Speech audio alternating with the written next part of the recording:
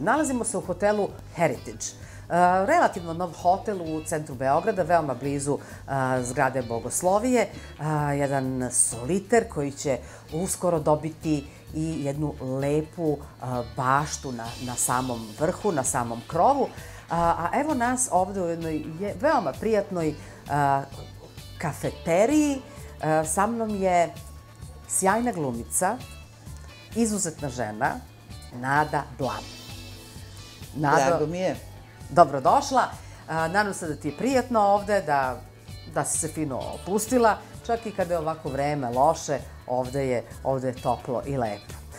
Da li ti znaš da smo mi igrale zajedno u jednom filmu, koji je kultni film, a da se tada nismo uopšte srele? To je bio film Ćao inspektore. Da, zaista, da. Da, to smo potpuno zaboravile. Da, to sam, mnoge stvari sam zaboravila, inače. Da. Šalju mi ponekad ljudi preko Facebooka neke scene iz nekih ili fotografije nekih filmova, pa zaboravim. Inače, ono što je nepoznato gledalcima, puno glumaca, naročito glumica, napušta glumu, te kada gledamo stare filmove, ugledamo neke osobe i uopšte ne znamo ko su to. Naročito žene, gluma je težak posao, naporan i mnogo žena kada se uda, dobije decu, čim ima priliku, za to ostavi glumu. Ja sam ostala, pošto sam morala da radim nešto. Za tobom je puno filmskih uloga, puno pozorišnih uloga. Ja ne idem u pozorište toliko često koliko bih volela i želela, ali sam te gledala u predstavi Vesele žene Vincorske. Da. Bila si maestralna. To je režirao Mencel, Jirži Mencel, dobitnik Oskara za režiju filma Strogo kontrolisani vozovi. Dakle, predstava dok se radila nije govorila da će biti tako posećena kao što jeste bila. Dakle, mi dok radimo nikad ne znamo šta će biti. A rekla si mi na početku, morala sam da radim. Da. Kako to da jedna lepa žena, jedna tako talentovana žena, pa još glumica, glumice su uvek poželjne kada su muškarci u pitanju, pogotovo moćni muškarci. Kako to da si ti morala da radiš? Znaš kako, ti si moja prijateljica, mada je ovo emisija za veći broj gledalaca nego što smo mi sami, kad mi sedimo same. Ali u svakom slučaju da ono što bi mogle i devojke da čuju sve, ja sam bila dosta ohola u svojim izborima i sad to znam, naravno. Kada sam u ovim godinama, dosta sam bila sa tim muškarcima, sam se dosta igrala. Ne mogu da kažem da se nisam zaljubljivala, naprotiv. To, Nado, to volim da čujem. Sa njima se treba igrati. Da, ali znaš kako? Igračka plačka. Igračka plačka. Ja sam dosta bila u izborima ovako bezobrazna. Za mene su stvarno, ono što mogu da kažem za svoje bivše muževe, svi su bili fantastični ljudi.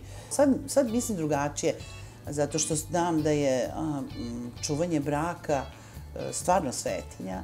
To nisam umela da uradim. To prosto nisam umela. Ja mislim da je to zato što se sa muškarcima treba, sad to znam, nekako treba se uskladiti, a ja sam dosta svojeglava, vredna i ne želim da mi se muškarac nametne kao neko ko će mene da vodi. Nema on kuda mene da vodi. A oni valjda svoju ulogu baš u tome vide. I tu dođe zapravo do kuršlusa. Da li je tvoja Sara odrastala u pozorištu? Da. Kako je to izgledalo? A znaš kako, ja sam nju... Se desilo nekad da izađe na scenu? Da, pa imam fotografiju, ona čak učestvovala u komadu, Vida Ognjenović je režirala Je li bilo Kneževe večeri, tu je bilo neke dece, ona je bila u kostimu, bila na sceni i sećam se da to traju satima probe, ona i Stefan Buzurović i divan mladi glumac i ja se sećam kada je držim za ruku, sad tu satima moraš da stojiš na probi, ona kaže, mama, meni se piški, ja kažem, glumci ne piške, ćuti. Onda kaže, mama, gladna sam. Kažem, čuti, glumci ne jedu. Mama, bole me noge. Kažem, čuti, glumce nikad ne bole noge. Zgadila je se gluma, moja ćerka, inače kostimograf. Ali kad je počela profesionalno se bavi, naravno, kostimografijom, onda je rekla, čini mi se da mi je sve već poznato. Evo gledate ovu finu gospođu sa niskom bisera, koja je u svojoj mladosti bila dete cveća. Učestvovala si u prvom izvođenju Kose. To je bilo prvo u Istočnoj Evropi. Prvo u Istočnoj Evropi. Ali su James, Rado i Ragni došli, gledali predstavu i rekli da je apsolutno bolja od mnogih predstava koje su se u tom trenutku igrali u svetu. Mi smo zaista specifični po tome bili. To nije bila predstava, to je kult, to je potpuno nešto drugo. I ja sam znala tada, pošto mi mama bila glumica i odrasla sam u pozorištu, ja sam sa 8 godina već glumila, znala sam da se to neće nikada ponoviti više u životu. Tu je pilula za kontracepciju vrlo značajna, koja je napravila hippie pokret i napravila slobodnu ljubav. Dakle, to je vreme prvi put kada su žene mogle da vode ljubav, a da se ne plaše trudnoće. Da može znači slobodna ljubav. Želim ti puno zdravlja, pre svega. Znaš kako mi se sad udvaraju? Kako? Naravno, ona je neka gospoda mojih godina. Kad kažu, znate, ja sam zdrav. Pa divno. Nikad ranije nije bilo ranije bilo ovo. To se podrazumevalo, sad, Boga mi. Ja sam zdrav čovek. To je sad jako bitno. Hvala ti, to je veoma bitno sad. Evo ja ti poklanjam nešto od firme International Health. To je jako dobar, snažan i potpuno prirodan antioksidant, zove se G132. Formula je japanska, proizvodi se u Nemačkoj, a evo mi uživamo u plodovima savremene farmakologije. Jedna kapsula dnevno. Izvoli. Hvala. A kao jednoj ženi koja o sebi vodi računa, koja je uvek doterana, neobično lepi parfemi. Ekonomik, to su mali flakoni, evo možeš da ih izvadiš i da probaš kako to lepo miriše, zgodno je za tašnu i da prosto nosimo u tašni gde god da smo. Hvala ti još jednom što si bila Suzanin izbor.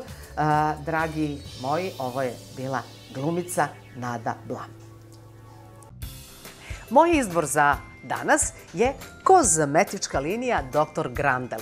Fenomenalna, verujte mi. Ovoga puta ću se fokusirati na ovaj sjajni serum. Serum je regenerativni, anti-aging, očistit će vaš šten od sitnih bora, vratit će mu blistavost i lepotu. Ja ga koristim od letos i verujte mi da sam jako, jako zadovoljna. Bazira se na ekstratu snežne alge i na anti-aging peptidima. O peptidima se toliko priča u poslednje vreme, tako da vam je jasno da je to poslednje dostignuće savremene kozmetologije. Ovaj serum najtoplije preporučujem, a naravno i sve ostale proizvode koji se mogu naći u svim bolje snabdevenim apotekama. Dr. Grandel. A Suzanin izbor možete pratiti ne samo na televizijskim ekranima, nego i na našem Facebook profilu, sajtu i na YouTube.